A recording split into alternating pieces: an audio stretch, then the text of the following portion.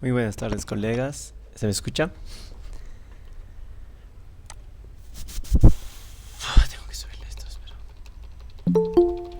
Vivian, Vivian, Vivian, Vivian, Vivian, Vivian.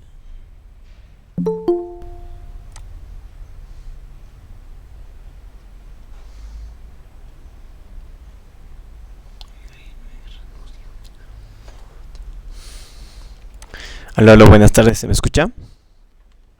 Sí, sí, se lo escucha. Buenas tardes. Gracias. Muy buenas tardes, Karen, ¿cómo estás? Muchas gracias. Bueno, colegas, hoy vamos a empezar con lo que es el capítulo número 6, ya con vistas a su próximo examen. Em, He visto, creo que la licenciada ya estaba subiendo notas el día de hoy no sé a qué hora exactamente, pero creo que ya subió al Classroom sus notas individuales del examen. Hasta el momento no me menciona nada sobre resolución del examen. Tal vez van a solucionarlo con ella. De todos modos, esperemos a que se pronuncie la licenciada de todos modos, ¿sí? Después, ya dependiendo de lo que me diga la licenciada, vamos a hablar sobre lo que es el examen. Ahorita no voy a hacer mucho énfasis, no voy a tocar nada del examen hasta que me responda la licenciada. ¿Está bien, colegas? Muy bien, entonces el día de hoy vamos a avanzar el tema número 6. Lo vamos a dividir en dos partes, ya que es un tema un poco extenso, porque hay casos prácticos. Entonces ahora vamos a abordar lo que es la parte teórica y ya en la segunda clase lo que es la parte práctica. Así que estoy compartiendo con ustedes un PDF. No sé si se está observando, creo que sí. Lo que es el tema número 6, capítulo número 6, ¿no? Que habla sobre la comunicación. Y en parte de este tema 6 ya lo conocemos, obviamente, ¿no? Sin embargo, vamos a hacer énfasis en lo que es la responsabilidad solidaria, sobre todo en el tema número 6. Y otros temas, como pueden ver acá, el capítulo 2, capítulo 5, de los cuales ya conocemos sus conceptos, conocemos su origen, su objetivo. Simplemente sobre la base de eso vamos a ver lo que es la comunicación. ¿Ok, colegas? Muy bien, demos paso a lo que es el contenido. Si bien hablamos de lo que es la comunicación como tema general, perdón, vamos a hablar sobre los derechos, obligaciones del sujeto pasivo. Vamos a ver la parte práctica de la comunicación, lo que es la responsabilidad solidaria. Y por último, el tema de la estrategia de la auditoría fiscal en lo que es comunicación. Ok, entonces, subrayaremos esta parte de acá. Ahora sí. Muy bien. El objetivo. ¿Cuál es el objetivo de la comunicación? Para empezar, conocer los niveles de comunicación en una auditoría fiscal. Al hablar de una auditoría fiscal, lo vamos a hablar más que todo en el tema de fiscalizaciones también, ¿no? No solo en lo que es programas ya establecidos de auditoría, sino en fiscalizaciones, controles y revisión. Entonces, en el tema de la estrategia de la auditoría fiscal como punto número 1, ¿de qué habla? Habla de que la comunicación es una estrategia dentro de una auditoría. ¿Y cómo se puede ver reflejada esta estrategia de la comunicación? Un momentito, por favor. Ahora sí. Entonces, se dice que una acertada comunicación genera una estrategia en la auditoría fiscal, considerando que el profesional designado no solo es responsable de la solicitud, también es responsable del análisis de la documentación financiera tributaria, de los papeles de trabajo, es responsable del programa de auditoría, de los actuados administrativos y todo lo que conlleve la revisión de la auditoría. Entonces, ¿cómo podemos entender en pocas palabras? Esta parte de acá es un poco confusa a veces, ¿no? Dice que el profesional designado no solo es responsable de la solicitud. Clases atrás entendíamos que cuando tú realizas una auditoría, un programa de auditoría, una propuesta y todo lo que conlleva, existe también el tema de lo que es el alcance, ¿no? De qué vas a realizar, por qué vas a realizar ciertas metodologías, estrategias de auditoría, etcétera, etcétera. Pero que al mismo tiempo decíamos que no puedes modificarlo esto a tu gusto en el momento que tú desees, ¿verdad? Es decir, Si el alcance es la revisión del impuesto IVA, y ese es el objetivo de la auditoría, tú no puedes modificar esto así por así y decir, bueno, voy a revisar el IVA, el IT y el IUE, ¿no? Tiene que haber un proceso para que tú puedas, digamos, modificar tu objetivo, obviamente. Y una vez que tú hayas propuesto, hayas especificado lo que vas a hacer y lo que no vas a hacer, lo que vas a revisar y lo que vas a solicitar, el sujeto pasivo o el contribuyente te va a entregar la documentación que has solicitado y va a haber una limitación al alcance. Eso dependerá de dos casos. Uno, que no estés solicitando documentación u otros sistemas que no estén contempladas para la revisión del impuesto que estás haciendo, ¿no? Por decirte, tú estás haciendo el registro IVA ventas y les empiezas a solicitar facturas de compras que no tienen nada que ver con el IVA de las ventas, ¿no? Que no tiene relación alguna. ¿Por qué estarías solicitando algo de lo que me has dicho al inicio que no vas a revisar, por así decirlo, ¿verdad? Entonces, tú al hacer la solicitud acá, responsable de solicitud de documentación contable, financiera y tributaria, al momento de que tú solicites, revises y hagas todo lo que tengas que hacer, y si en cierto momento tú, por alguna razón, por algún motivo, crees que es conveniente modificar o pedir más documentación, pues podrá ser posible, sí o no, dependiendo de la situación de la auditoría, pero automáticamente te vuelve a ti responsable de eso, de tu error o de tu fallo por un punto. Si no te has equivocado y crees que todo lo que has pedido es suficiente, también te vuelves responsable de toda la documentación que has solicitado. ¿Y por parte de quién? Cuando nosotros realizamos una auditoría, o en este caso la administración tributaria te cae con una fiscalización, va a designar a un auditor responsable dentro de impuestos nacionales, en este caso, hablemos, ¿no? Y esta persona, este auditor que va a hacer la revisión al contribuyente, al sujeto pasivo, se va a volver automáticamente responsable de todo lo que vaya a realizar, a pedir y a conversar, en todas las etapas de lo que conlleve la auditoría fiscal, ¿ok?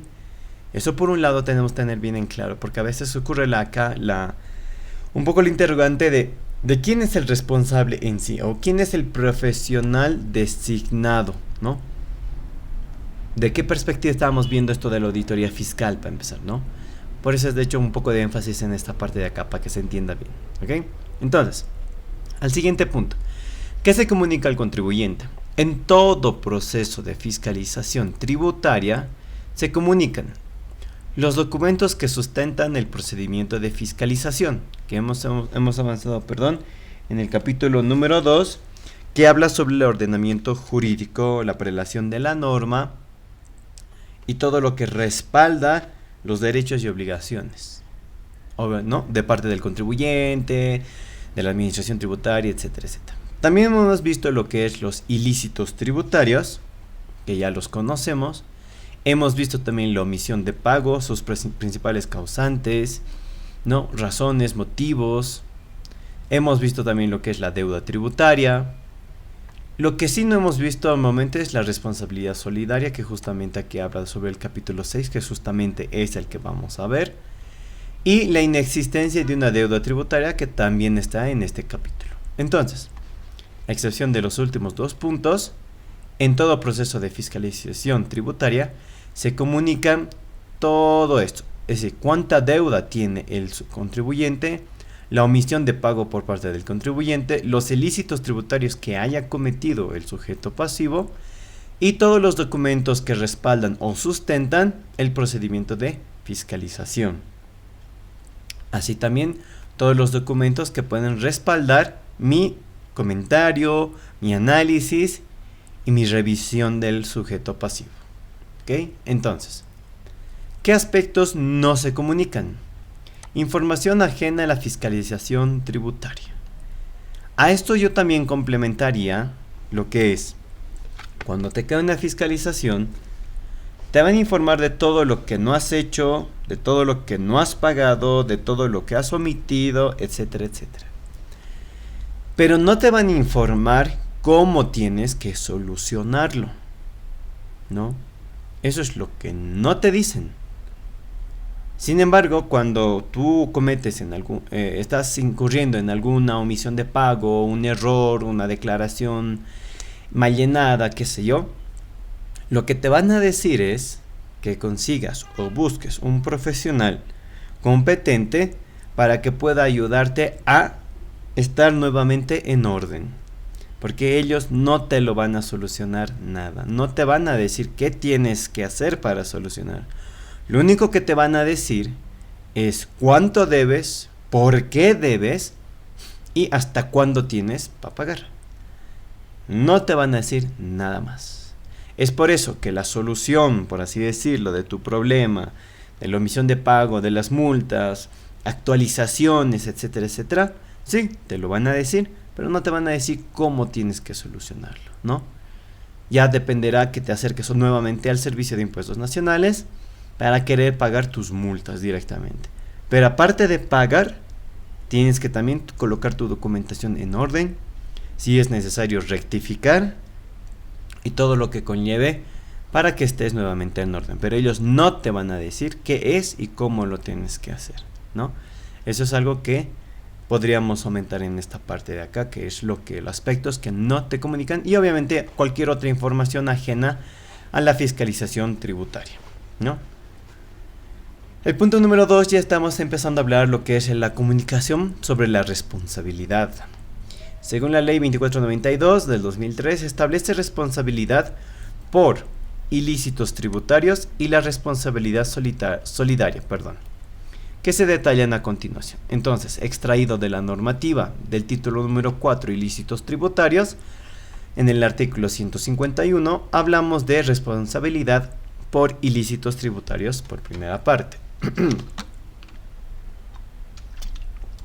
Entonces se dice que son responsables directos del ilícito tributario las personas naturales o jurídicas que cometan las contravenciones o delitos previstos en este código, disposiciones legales tributarias especiales o disposiciones reglamentarias. Entonces, la responsabilidad por ilícitos tributarios van a ser aquellos responsables directos del ilícito tributario, sea persona natural, sea persona jurídica, que cometa el error, la contravención, el delito que está previsto en los diferentes códigos, leyes, disposiciones legales, normativas, resoluciones normativas de directorio, etcétera, etcétera, ¿no? Entonces, de la comisión de contravenciones tributarias surge la responsabilidad por el pago de la deuda tributaria y o por sanciones que correspondan, las que serán establecidas conforme a los procedimientos del presente código. De la comisión de un delito tributario que tiene carácter personal surgen dos responsabilidades. Y hablábamos hace tiempo atrás, una penal tributaria y otra civil, ¿no? Que es lo que estábamos hablando también en clases anteriores acerca de tipos de responsabilidades, ¿no? Y si no me equivoco tenían una tarea, una práctica, si no me equivoco, de casos, tenían que buscar una penal y una civil, ¿no? En esta clase vamos a ver, o en la segunda parte de la clase vamos a ver casos prácticos para que entiendan mejor qué es por una responsabilidad penal tributaria y otra responsabilidad civil, ¿no? Eso vamos a ver en la segunda parte, para que entiendan mejor. Artículo 152. Ya nos habla sobre una responsabilidad solidaria. ¿Pero por qué concepto? Por daño económico. Y esto es lo que les comentaba al grupo número 6, si no me equivoco. No me acuerdo qué grupo era, que habla sobre la comunicación en clases. Tenía que realizar su defensa. Un momentito, por favor. Ahora sí.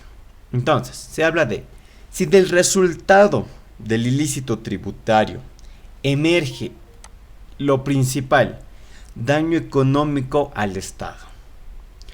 Los servidores públicos y quienes hubieran participado, y quienes, no habla cargos, no habla solo ya de servidores públicos, ya también habla de otras personas externas en el mismo que hayan participado, así como los que se beneficien con su resultado, es decir, terceros, ¿no? Pueden ser empresas, pueden ser en el extranjero, pueden ser nacionales, cualquiera que se beneficie del resultado. Serán responsables solidarios e indivisibles para resarcir al Estado el daño económico ocasionado, ¿no? A los efectos de este código, los tributos omitidos y las sanciones emergentes del ilícito constituyen parte principal del daño económico al Estado. Entonces, subrayaremos esta parte de acá. En pocas palabras, ¿quiénes son responsables solidarios? Todo aquel que hubiera participado y se hubiera beneficiado, ¿no? Listo. Van a ser automáticamente responsables solidarios. ¿Por qué se les llama solidarios? Porque si bien esta empresa, o bueno, en este caso, ¿qué dice? Los que se beneficien, y los que se beneficien no siempre van a ser todos los que están trabajando dentro de una misma empresa, ¿verdad? Pueden ser externos, terceros, empresas que no tienen nada que ver con la que sufrió el daño económico, la que hizo la omisión de pago, perdón, el ilícito tributario, ¿no? Por eso hablamos de responsables solidarios. Los que no, digamos, no pertenecen a la misma empresa, los que no son servidores públicos exactamente, o también sí, ¿no? Porque acá habla de que sean servidores públicos y quienes hubieran participado en el mismo. Es decir, no solamente pueden ser servidores públicos, ¿no? En la parte privada obviamente también puede estar de por medio. Entonces todos aquellos que hayan participado, haya sido el de la idea, solo ha ayudado un poquito o se ha beneficiado, automáticamente se vuelve responsable solidario. Y a esto más, ¿qué se aumenta? ¿Qué dice? Que los tributos omitidos y las sanciones emergentes del ilícito, ¿no? Porque por causar un ilícito tributario existen sanciones, existen multas. Todos estos dos, por tributo omitido y por sanción, automáticamente constituye parte principal del daño económico al Estado. Entonces, en pocas palabras, seas el de la idea, hayas participado, te hayas beneficiado, automáticamente te vuelves el responsable solidario, ¿no? Y esta era una pregunta del examen. ¿Quiénes podrían ser? No recuerdo bien cómo era la pregunta formulada, pero hablaba sobre quiénes pueden ser responsables solidarios o quiénes se les considera, ¿no? Y acá ya tenemos una pista de quiénes pueden ser, pero aparte de eso se les solicitaba un cargo y un porqué, si no me equivoco, o el porqué sobre todo, creo el cargo no. Pero a simple análisis y lógica podemos deducir, ¿no? ¿Quiénes se pueden beneficiar de un ilícito tributario? Porque para empezar, ¿qué es un ilícito tributario? Para empezar, por tributaria ya estamos hablando de impuestos, obligaciones, declaraciones, etcétera, etcétera, ¿no? Importaciones, exportaciones, ventas, compras sin factura, etcétera, etcétera, ¿no? Entonces ya sabemos quiénes son responsables de, por ejemplo, realizar una contabilidad, ¿no? De quién revisa y supervisa al contador. Quizás por ahí también puede estar el gerente general, ¿no? Entonces, ya hay una idea de quiénes pueden ser los responsables solidarios en un ilícito tributario, ¿verdad? Muy bien. Entonces, pasamos al siguiente artículo.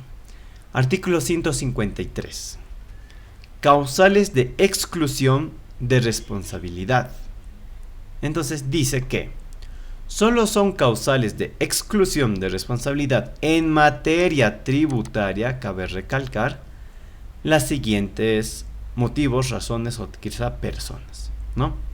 La fuerza mayor, que acá no explica nada más. El error de tipo o error de prohibición, siempre que el sujeto pasivo o tercero responsable hubiera presentado una declaración veraz y completa antes de cualquier actuación de la administración tributaria. Entonces, ya que estamos hablando de posibles causas de exclusión, puede ser el error de tipo o error de prohibición. Por un lado, ¿de quién? Del pasivo tercero responsable que hubiera presentado una declaración veraz y completa. ¿Antes de qué? Antes de cualquier actuación de la administración tributaria. ¿Y qué hablamos acerca de cuando hablamos de actuación por parte de la administración tributaria? Viene desde el principio, desde el inicio, desde la carta, donde se indica que el sujeto pasivo o el contribuyente ha causado o está, según análisis, cruce de información, etcétera, etcétera, por parte de la administración tributaria, ¿no? Está realizando algún ilícito tributario, una omisión de pago, etcétera, etcétera, ¿no? Desde un primer momento, por eso dice cualquier actuación, ¿no? Un momentito, por favor.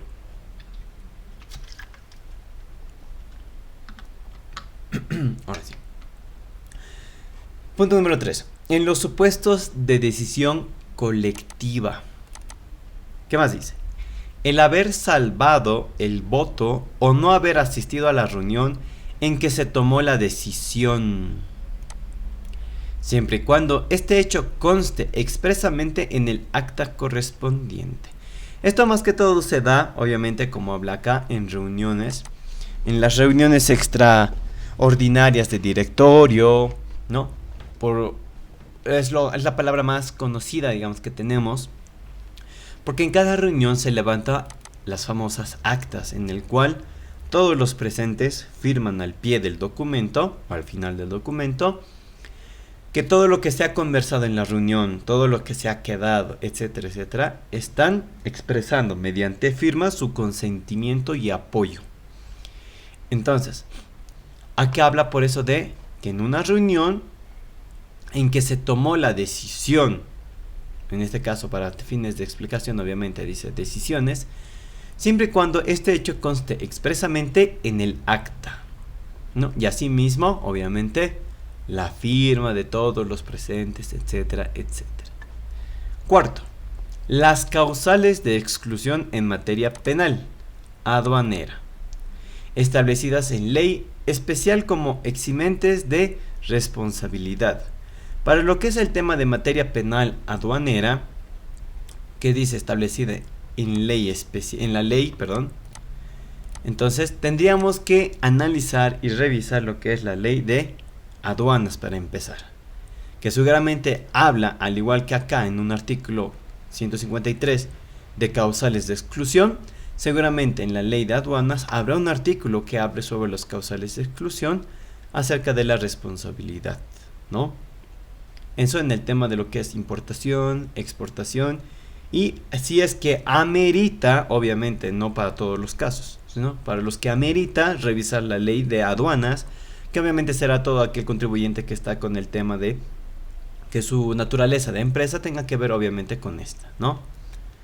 ¿Qué más dice? Las causales de exclusión solo liberan de la aplicación de sanciones, ojo, solo sanciones. Un momentito, por favor, ¿dónde estamos? Entonces, solo liberan de la aplicación de sanciones y no así de los demás componentes de la deuda tributaria. Entonces, ¿qué nos dice en esta parte? Si bien te vamos a excluir de las sanciones, de la aplicación de sanciones por el ilícito tributario que hayas cometido, no te vamos a excluir de los demás componentes de la deuda tributaria. Y esto que hace mención. La deuda tributaria nace por alguna omisión de pago generalmente, que es lo que estábamos viendo últimamente, ¿verdad? Una deuda tributaria, tú estás debiéndole a la administración tributaria. Pero aparte de una deuda que tú tengas, el motivo por el cual haya nacido esta deuda, que pueden ser obviamente varios motivos, acá estamos hablando exclusivamente de lo que es un ilícito tributario, ¿no? Que algo que has hecho a propósito, con intenciones, que tenías conocimiento de lo que ibas a causar. Por hacer un ilícito tributario existe una sanción para empezar, por haber cometido. 2. La deuda tributaria que está arrastrándose desde el momento en que no has cumplido tus obligaciones. Entonces, solo te van a excluir de la sanción en todos estos casos, ¿no? No vas a pagar la sanción, pero la deuda tributaria aún la tienes que pagar, ¿no? Nada ni nadie te va a liberar de este tipo de deudas, porque al final papá Estado jamás pierde, ¿no? Entre comillas. Entonces sí o sí vas a tener que pagar una deuda tributaria. Pero lo que no te dicen acá es que esta deuda tributaria se va a actualizar, ¿no? Eso es lo que no te dicen en sus artículos, como en esta parte de acá que ha sido extraído directamente, ¿no? Entonces, acá lo que yo podría aumentar sería que, si bien no voy a pagar la sanción por haber cometido el ilícito tributario, la deuda tributaria que nació desde el momento en que no cumplí mis obligaciones van a ser actualizadas a la fecha, seguramente en UFBs, y esa deuda actualizada es lo que voy a tener que pagar, ¿no? Con su actualización, obviamente. Eso es lo que yo aumentaría acá, ¿no? Pasamos al siguiente, entonces, artículo. Artículo 155. Agravantes. ¿Qué dice? Constituyen agravantes de ilícitos tributarios las siguientes circunstancias. Okay. Punto número 1. La reincidencia, es decir, volver a cometer el error por una segunda, una tercera, una cuarta, una quinta vez, ¿no? Que dice que cuando el autor hubiere sido sancionado por resolución administrativa, firme o sentencia ejecutoriada por la comisión de un ilícito tributario del mismo tipo en un periodo de 5 años. Entonces, en otras palabras, si tú vuelves a cometer el ilícito tributario del mismo tipo, de la misma manera, de la misma forma, como quieran llamarlo, en un periodo de 5 años, este se vuelve un agravante, ¿no? Si tú no aprendes de tu error, por así decirlo, y vuelves a cometer lo mismo, se va a volver un agravante. Otro motivo, la resistencia manifiesta a la acción de control, investigación o fiscalización de la administración tributaria. En pocas palabras, colocar resistencia, ¿no? No va a permitir, obviamente, dar paso a la acción de control, investigación, fiscalización por parte de la administración tributaria. Punto número 3. La insolvencia tributaria fraudulenta. Cuando intencionalmente se provoca o agrava la insolvencia propia o ajena, frustrando en todo o en parte del cumplimiento de las obligaciones tributarias. Al hablar de insolvencia fraudulenta, esto más resaltaremos, ¿no? Intencional, que se provoca o agrava cuando dice, otra vez, la insolvencia tributaria fraudulenta. Cuando intencionalmente se provoca o agrava tal insolvencia propia o ajena, frustrando en todo o en parte el cumplimiento de las obligaciones tributarias. Como tiempo atrás mencionábamos un ejemplo, no tan específico, pero se van a recordar que hablábamos que mucha gente lo que hace es manipular, ¿no? Manipula sus declaraciones juradas mensuales por lo general, ¿no? Su libro de compras, su libro de ventas, en el cual hace aparecer o muestra a la administración tributaria que esta persona no tiene, ¿no? Digamos, las ventas necesarias para cubrir dichos gastos, ¿no? Lo que aparentaba es que tenía más gastos que ingresos. Y obviamente Servicio de Impuestos Nacionales, al ver que tienes más gastos de lo que ganas, obviamente en pocas palabras se vuelve crédito fiscal, ¿verdad? A favor contribuyente, que vas a ir arrastrando el próximo mes y así sucesivamente, ¿no? Pero lo que muchos hacen es mostrar, o sea, manipular que hay una insolvencia, que no tienes dinero, no tienes efectivo, ¿no? Que obviamente esto lo haces de manera intencional, ¿no? Lo cual va a provocar o va a empeorar la propia insolvencia propia o ajena a un futuro a corto plazo, porque este se va a ir sumando, se va a ir acumulando, ¿verdad? Entonces, los cumplimientos de obligaciones tributarias que tú tengas, sea cual sea tu rubro, la naturaleza de tu empresa, obviamente no se van a dar porque estás manipulando, ¿no? Los saldos, estás manipulando la información, etcétera, etcétera, ¿no? En el momento que tú realices esto y la administración tributaria pueda hacer un cruce de información en el cual hoy en día, para los que hacen declaraciones, para los que obtienen su constancia de presentación del RCB, del Registro de Compras y Ventas, antes conocido como LCB, hoy en día ya existe un mayor control para evitar esto, ¿no? Porque cuando, más que todo se dan las facturas electrónicas, aquellos que ya hacen me van a entender un poco. Antes nosotros registrábamos todas nuestras facturas de compras, ¿no? Cada uno hacía lo mismo, cada uno registraba y demás. Ahora, mediante el software que tenemos, ¿no? Ya están algunas, no digo todas, obviamente, algunas facturas registradas. Y lo único que tenemos que nosotros hacer es confirmar que esa factura efectivamente está bien registrada y sobre todo contempla el mismo importe del que yo tengo la factura en físico en mi poder, ¿no? Entonces de alguna manera es como que hay un cruce ya de información para evitar este tipo de manipulación. Porque antes tranquilamente tú decías, bueno, esta factura es muy alta, muy grande, no lo voy a colocar porque si no voy a tener que pagar impuestos, ¿no? Entonces mejor no lo coloco en mi libro de ventas, en mi libro de compras y lo envío sin esa factura y ya está, listo, ¿no? Pero ahora, mediante ese cruce de información, la empresa de donde tú hayas obtenido esa factura lo va a registrar. Y si tú no lo registras, ya hay allí un punto, digamos, para la administración tributaria para que te haga un seguimiento, un control y una revisión y posiblemente una fiscalización, ¿no?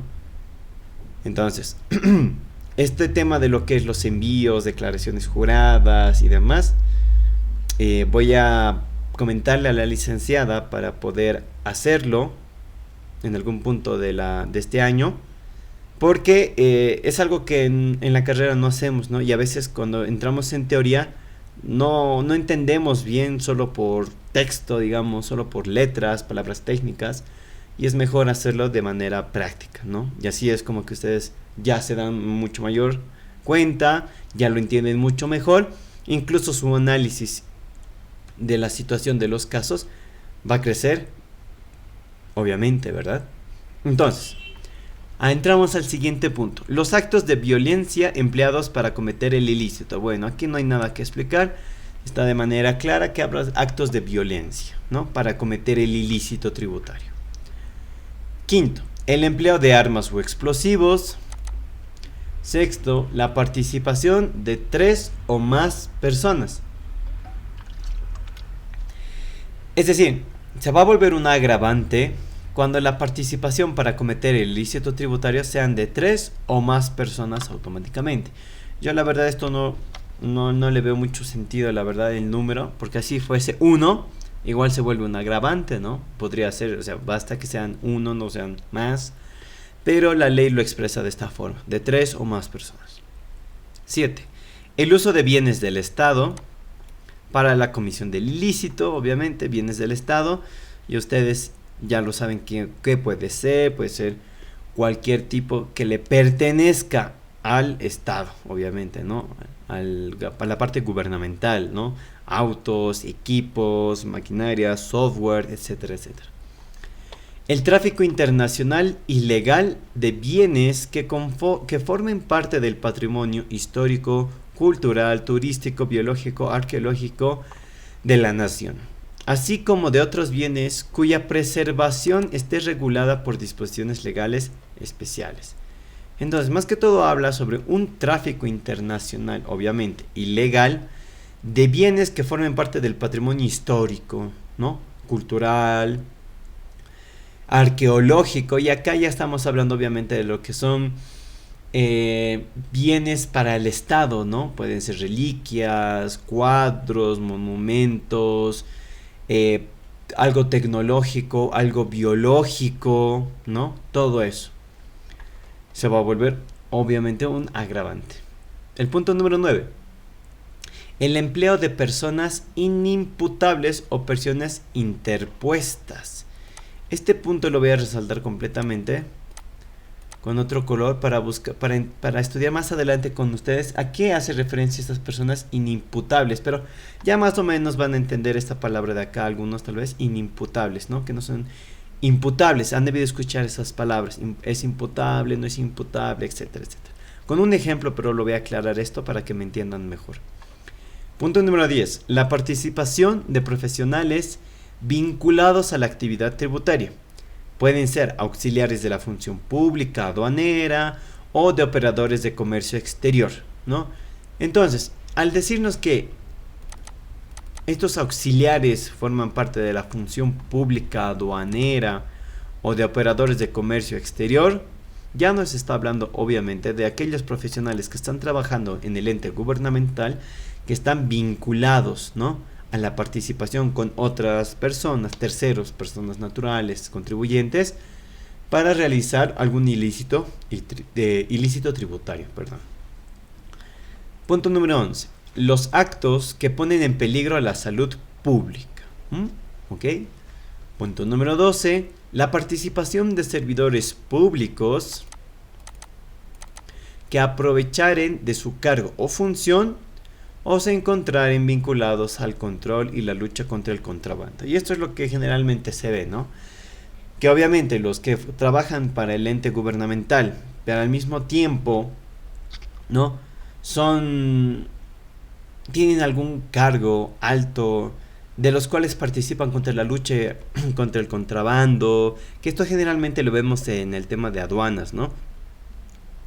Que por su cargo y demás, alguna mercancía que esté ilegal, se aprovechan de su cargo y cobran algunas comisiones, por así decirlo, ¿no? Tienen sus precios para que estos les dejen pasar la mercadería, o no tributen mucho, se les tribute menos, etcétera, etcétera, ¿no? Y en pocas palabras, automáticamente también se vuelven responsables solidarios, porque han participado o se están beneficiando del hecho, ¿verdad? 13. El autor o partícipe integre un grupo que califique como una asociación delictuosa u organización criminal. Entonces, volvamos a leer. El autor o partícipe integre un grupo que califique como asociación delictuosa u organización criminal.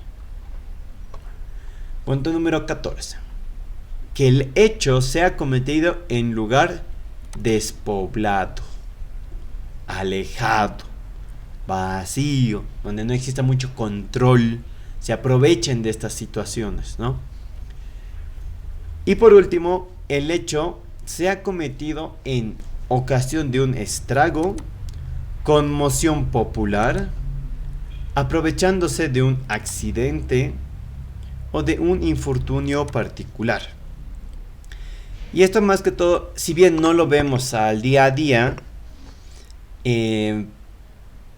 para las personas, algunas personas tal vez que tengan negocio y realicen el tema de lo que es aduanas, más que todo importaciones, cuando suceden estos tipos de, qué sé yo, mercancía ilegal que quiere entregar al territorio boliviano y por el mismo motivo no puede ingresar y demás, ocurren, más que todo esto se da en el desaguadero, ¿no? Que por algún hecho, infortunio una conmoción, un estrago o un accidente incluso, se aprovechan del hecho, ¿no? Es decir, causan una conmoción popular, un estrago en el lugar, qué sé yo, incluso contra los policías, los control de aduanas, etcétera, etcétera. Se aprovechan para poder hacer pasar quizás mercancía ilegal, ¿no? Y si un accidente también se vio que el camión no pudo pasar y lo que la gente hace es, en pocas palabras, robar o hacer pasar mediante las lanchas, ¿no? Que existen en el desaguadero, etcétera, etcétera, ¿no? Y dice algo más. Los agravantes mencionados anteriormente para el caso de contravenciones determinarán que la multa sea incrementada en un 30% por cada una de ellas. Es decir, que por cada una de estos que tú cometas, ya has cometido, qué sé yo, varios al mismo tiempo, por decir la reincidencia, has colocado resistencia, te has aprovechado de una conmoción popular y has utilizado un bien del Estado, un vehículo, ya has cometido 4. Entonces, por eso habla acá que por cada de una de ellas se te va a incrementar un 30%, ¿no?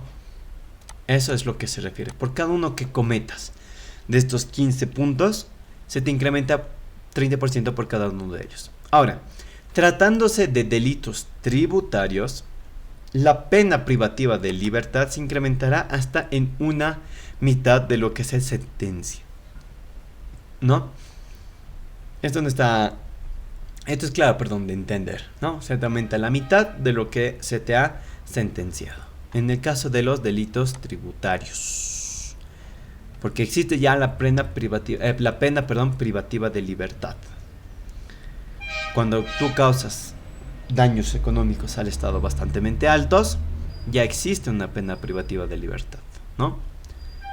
Entonces, hasta este punto hemos tocado sobre todo lo que es los temas dentro de lo que es la ley 843, la ley 2451, etcétera, etcétera, ¿no ve? Entonces, ahora vamos a tocar un poco lo que es el tema de la función aduanera. Ya hemos visto los causales, los porcentajes incluso de lo que te puede aumentar, los motivos, ¿no? En qué caso se te excluye una responsabilidad solidaria, etcétera, etcétera. Ya tenemos claro el concepto de qué es, quiénes son los responsables, las causales de agravantes, etcétera, etcétera. Ahora vamos un poco por la función aduanera, que habla el capítulo número 3 sobre auxiliares de la función pública, y es justamente lo que estábamos tocando al final, ¿no? En el punto número 10, que habla sobre la participación de profesionales vinculados a la actividad tributaria, auxiliares de la función pública aduanera, y es justo lo que vamos a tocar ahora, auxiliares de la función pública en función aduanera, ¿no? Y esto es porque es lo que generalmente se ve, ¿no? Las famosas coimas, etcétera, etcétera. En el artículo 42 nos habla que el despachante de aduana, al ser como persona natural y profesional, es auxiliar de la función pública aduanera. Automáticamente se convierte en un auxiliar de la función pública aduanera, el cual será autorizado por la aduana nacional previo examen de suficiencia para efectuar despachos aduaneros y gestiones inherentes a operaciones de comercio exterior por cuenta de terceros. Obviamente acá estamos hablando de despachante de aduana. Ojo. En el artículo 45, ¿de qué nos habla? Nos habla sobre que el despachante de aduana tiene las siguientes funciones y atribuciones. Punto número 1. Observar el cumplimiento de las normas legales. Claro que sí. Reglamentarias y procedimentales, que regulan los regímenes aduaneros en los que intervenga. Obviamente, tiene que observar el cumplimiento de la norma legal, la reglamentaria y procedimentales. obviamente. ¿Para qué? Para regular. Punto número 2. Efectuar despachos aduaneros por cuenta de terceros, ya que estamos hablando de un despachante de aduanas, ¿no? Entonces, debiendo suscribir personalmente las declaraciones aduaneras, incluyendo su número de licencia. Al ser un despachante de aduana y realizarlo a nombre de terceros o por cuenta de terceros, automáticamente se va a suscribir a las declaraciones aduaneras mediante su número de licencia, ¿no? 3. Dar fe ante la administración aduanera por la correcta declaración de cantidad, calidad y valor de las mercancías, objeto de importación, exportación o de otros regímenes aduaneros que estén implicados en el hecho, amparados en documentos exigidos por las disposiciones legales. Entonces, en pocas palabras, él tiene que declarar correctamente todos los datos que se le solicite según sea el caso de importación, exportación u otro régimen aduanero, ya que la aduana nacional va a comprobar la correcta declaración del despachante de aduanas en un cruce de información, ¿no? ¿Qué más? Liquidar los tributos aduaneros aplicables, ¿no? Liquidar los tributos, pagar las obligaciones a las mercancías, objetos de importación, exportación y otro régimen aduanero que aplica al caso, ¿no? Punto número E. Conservar la documentación, conservar la documentación de los despachos aduaneros y las operaciones aduaneras realizadas por el término de prescripción de las acciones de la administración tributaria. Así como en contabilidad, cuando tú realizas una auditoría, existe un periodo de tiempo, en años, del que tú tienes que guardar la documentación de lo que has hecho. Lo mismo ocurre con el despachante de aduanas. Pero acá dice que, inclusive cuando haya cesado en sus funciones como agente de despachante de aduanas, es decir, si tú ya no trabajas más, igual lo tienes que seguir guardando toda la documentación del cual has sido responsable. F. Prestar asesoramiento en materia aduanera y otros temas vinculados a esta área. ¿Ok? Asesoramiento. Tenemos que prestar asesoramiento.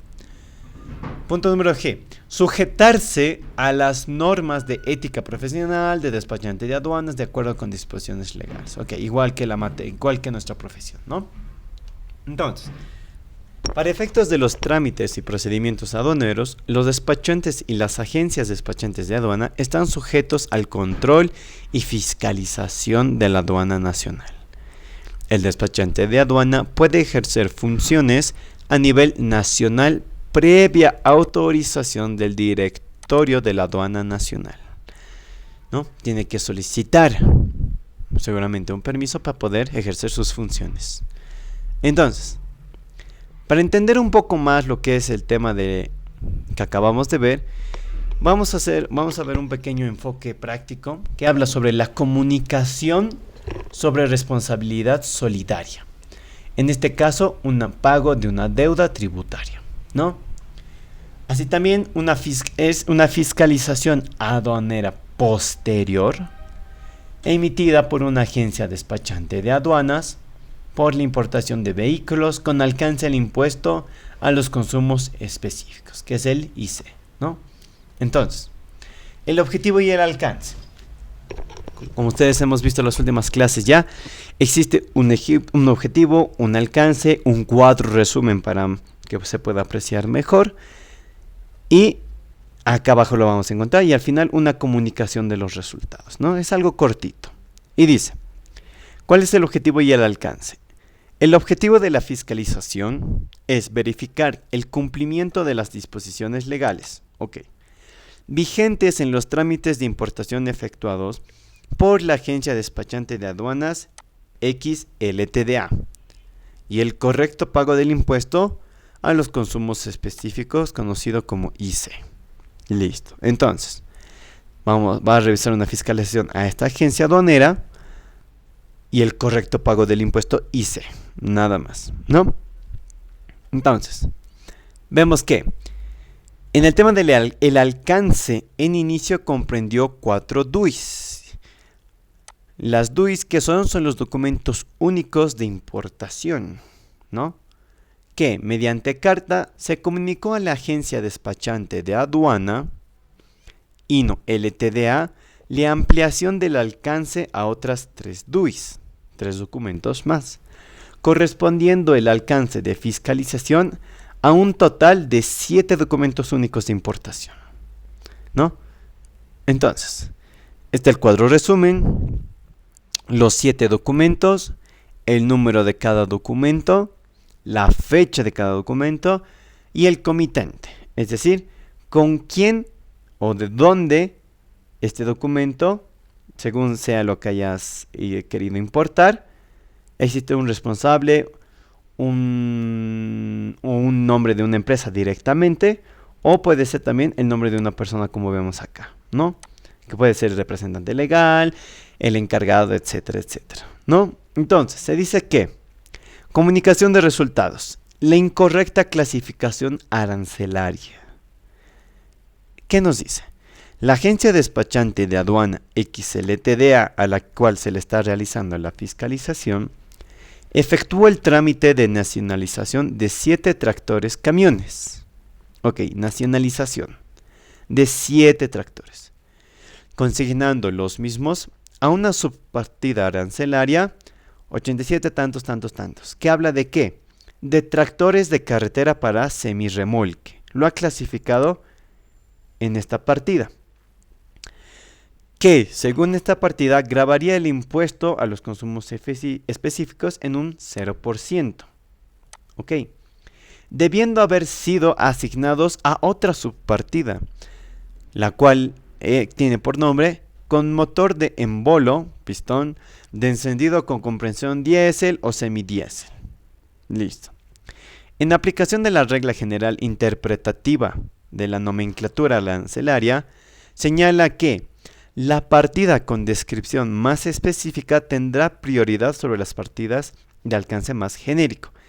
En pocas palabras, nos dice que tú tienes que clasificar lo que la importación, el producto o el bien que estés trayendo, en este caso los 7 tractores, a cuya partida describa o esté más cerca, ¿no? Y no de manera genérica, sino un poco detallada, más específica a lo que estás importando. Y esa va a tener mayor prioridad al momento de realizar o de determinar, a qué partida o subpartida corresponde el bien que estás trayendo, ¿no? Eso es lo que nos dice. Una incorrecta clasificación es lo que habría pasado, ¿no? Y dice que, al respecto, el artículo único numeral 2 del Decreto Supremo 1889 del 2014 dispone que se modifique el anexo del reglamento para la importación de vehículos automotores. Ah, ya, sufrió una modificación, ¿no? Y obviamente esto podría tal vez incidir en nuestro caso, ¿no? ¿Qué habla de qué? Que habla sobre los incentivos, desincentivos acerca del consumo del IC, del impuesto IC, aprobado por Decreto Supremo tantos. Entonces, vemos el anexo que ha sido modificado del Decreto Supremo 1889. Ok, ¿qué nos dice? Acá está la descripción de la mercadería, la descripción, ¿no? Tractores, y te habla, excepto las carretillas de tractor. Tractores de carretera, de semirremolques, que es lo que había puesto el despachante de aduanas XLTDA, ¿no? Hay otros que dice con motor de embolo, pistón con encendido de chispas, con motor de sistema, etcétera, etcétera, y tenemos varios, ¿no? Aquí también nos habla de una antigüedad de 1, 2, 3, 4 años o igual a 5 años, ¿no? Entonces, ¿qué más nos dice? Que en las disposiciones transitorias únicas del Decreto Supremo 1889, etcétera, etcétera, expone que, por lo expuesto, la agencia despachante XLTDA ha efectuado una incorrecta clasificación de su partida arancelaria, como se demuestra en el siguiente cuadro. Y este cuadro es una descripción de la mercadería importada, ¿no? Tenemos aquí los valores, tenemos las fechas, pero lo que nosotros queremos ver en todo este cuadro es el tipo de lo que el despachante de aduanas a cual ha clasificado a los tractores, ¿no? Que todos son semirremolque. Y según fiscalización, ¿qué es lo que debería ser? Y aquí está la descripción. Aquí está la subpartida. Y aquí está el nombre correcto de la subpartida, ¿no? Y al lado derecho tenemos lo que es el impuesto IC, según decreto supremo. El 15%, el 15%.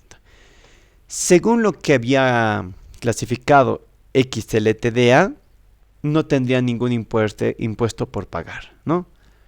Pero realizó una correcta clasificación. Entonces, en los 7 documentos DUIs o en los 7 tractores, ocurre lo mismo, ¿no? Entonces, seguimos con lo mismo, hasta el final. Entonces, al final de todo esto, como ustedes saben, se tiene que colocar las fuentes. En este caso serían las facturas originales del Servicio Nacional de Aduanas Chile, de donde vienen los tractores. Esto para determinar el valor, por un lado. Las declaraciones únicas de importación, que se dan por cada bien que tú traigas, o consolidado, dependiendo cuál sea el caso. Y el decreto supremo en el cual se está basando para respaldar que su clasificación es incorrecta, que no debería ser tractores de carretera para semirremolque y debería ser con motor de envolvo, pistón de encendido por compresión diésel o semidiésel, ¿no? Entonces, al final de todo esto, ¿qué ocurre? Se dice que mediante acta de diligencia se comunicó a la agencia despachante XLTDA la responsabilidad solidaria por la presunta comisión de un ilícito de contravención tributaria por omisión de pago, que afecta automáticamente la liquidación de los tributos del impuestos IC respecto a las 4 DUIs determinadas como alcance inicial de la fiscalización. Porque todo empezó con 4 DUIs y después se aumentaron 3 documentos más, ¿no? A eso habla al alcance inicial, ¿no? Y es lo que hablamos del alcance. Un momentito, por favor. Entonces, habiéndose determinado al final de todo el caso una deuda tributaria, claro que sí. Entonces, aquí ellos están colocando una evaluación del descargo, ¿no? Obviamente están haciendo un pequeño resumen de todo lo que están realizando, de todo lo que han hecho, ¿no? Que habla sobre los 7 tractores o vehículos observados, ¿no? El decreto supremo del cual se están respaldando, el impuesto y seguramente aquí ya está haciendo haciendo mención del número de la subpartida y todo lo demás, ¿no? Y cuál debería ser el correcto, que sería el con motor de envolve, etcétera, etcétera, ¿no? Respaldan un pequeño resumen de todo lo que ha pasado, ¿no? Entonces, aquí volvemos a tocar el punto que les decía al inicio. La clasificación de mercancías en la nomenclatura se regirá por los principios siguientes, que serían 1. Los títulos de las secciones, de los capítulos o de los subcapítulos, solo tiene un valor indicativo, ya que la clasificación está determinada legalmente por los textos de las partidas y de las notas de sección o de capítulo, bla, bla, bla, bla. Pero lo que nosotros tenemos que tener prioridad en esto es el inciso A, que habla que la partida con descripción más específica tendrá prioridad sobre las partidas de alcance más genérico, o sea, que tenga algo que sea muy general, ¿no? Que diga, no, 4 llantas, listo, es vehículo, ¿no? Pero otra cosa sería que tenga encendido eléctrico, encendido gas, diésel, etcétera, etcétera, ¿no? Eso por un lado. Entonces, hasta acá habríamos visto lo que es un caso práctico, obviamente todo teórico, nada con números, porque lo que nosotros tenemos acá en el siguiente caso es sobre un caso de lo que nosotros tenemos que hacer o verificar, el cumplimiento de disposiciones legales, ¿no? Es por eso que todavía no vamos a usar la calculadora ni nada de eso, pero poco a poco ya vamos a ingresar a lo que es resoluciones de recursos de alzada que tenga que ver con aduana nacional, etcétera, etcétera, como hemos visto en las clases anteriores, en esos cuadros que yo teníamos que hacer el recálculo o determinar a cuánto ascendía la omisión, la omisión de pago, ¿no? Y cuál era el ilícito tributario que se habría cometido, ¿no? Entonces, hasta acá todo es teórico, obviamente, todo el caso.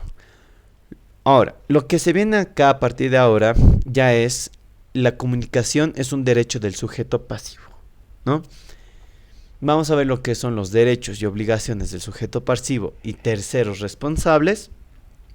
Y así también vamos a dar inicio a lo que es el caso práctico del tema número 6, que yo le digo práctico porque ya vamos a ver lo que es un poco de números, ya vamos a ver un poco de impuestos, alícuotas, el cálculo, el recálculo, pero entenderán que no vamos, las prácticas no son tan, ¿cómo les digo?, de resolución de inicio a fin, ¿no? Porque estamos hablando sobre auditoría tributaria. Es algo de lo que ya está hecho, revisar, recalcular, analizar, encontrar y respaldar nuestra posición, ¿no?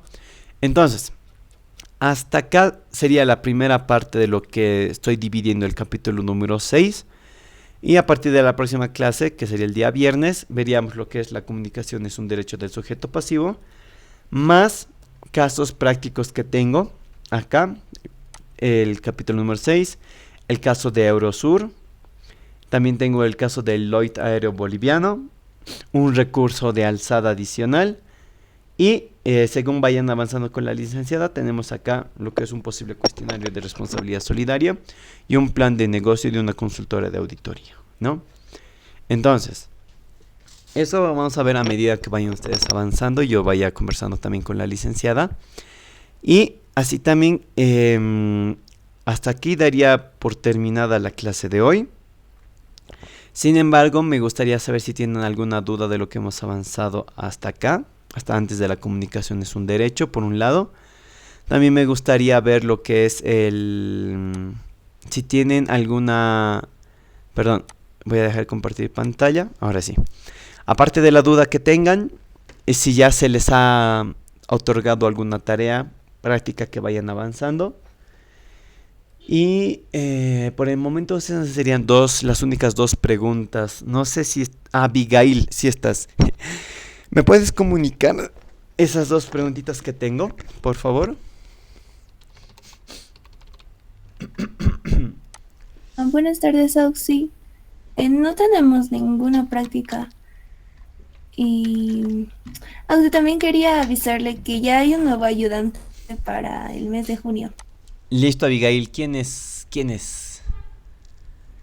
Es Franco. Franco. No sé si está en la clase para empezar. ¿Franco Emanuel Ramírez? Franco. Sí, creo que sí. Franco, ¿estás?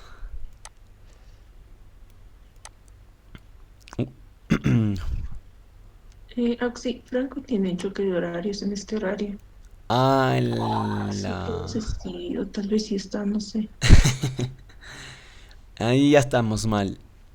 No, claro, yo entiendo, ¿no? El choque de horarios no lo digo por ese lado, sino lo digo porque la dirección de carrera me solicita que haya o sea, el responsable del mes, por así decirlo, ¿no? El representante, como mensualmente cambian.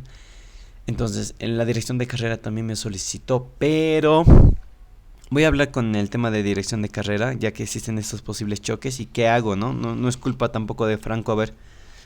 Pero sí está en la clase ahorita, está conectado. Sí. Pero por eso no le responde. Sí, posiblemente está, o sea, tal vez si tiene choque además, tampoco nos está respondiendo Franco, ¿no? Imagino que tal vez está con ese choque que tú me dices. Pero sin embargo, no te preocupes, Franco, si puedes comunicarle también Ángeles a él, que no se preocupe. Voy a hablar con dirección de carrera para ver qué se hace en estos casos de choque de materia, ¿no? Porque es prioridad a la materia troncal y la auxiliatura va por segundo, obviamente, ¿no? De eso no se preocupe. Ya, voy a conversarlo por el momento. Y ya les voy a comunicar qué es lo que me dice dirección de carrera. Ahora sí les voy a pedir que no se salgan un minutito, a modo de que tal vez tienen alguna pregunta, consulta de lo que el tema que estamos viendo. Si no les ha dado práctica, les voy a ir anticipando que que posiblemente les dé una práctica individual o grupal. De eso va a depender mucho